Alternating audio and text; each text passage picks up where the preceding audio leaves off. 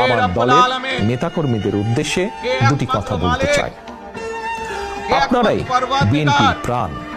শত নির্যাতন, নিপীড়ন, হামলা, মামলা, হয়রানির শিকার হয়েও আপনারা জাতীয়তাবাদের আদর্শ বিচ্যুত হননি। আমি জানি অতীতে বছরের পর বছর ধরে আপনাদের অনেকেই মাফিয়া সরকার এবং তাদের দোসরদের দ্বারা নির্যাতন, নিপীড়নের শিকার হয়েছে।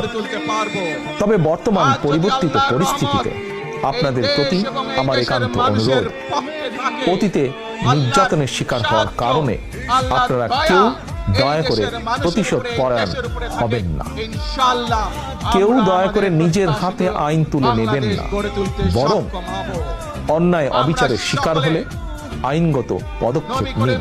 তবে খেয়াল রাখবেন, কেউ যেন হয়রানিমূলক মামলা হামলার শিকার না হন। আপনাদের প্রতি আমার স্পষ্ট বার্তা, শক্তি কিংবা ভয় দেখিয়ে নয়, বরং ইনসাফ এবং উদারতা দিয়ে মানুষের মনকে জয় করুন, জনগণের ভালোবাসা অর্জন করুন।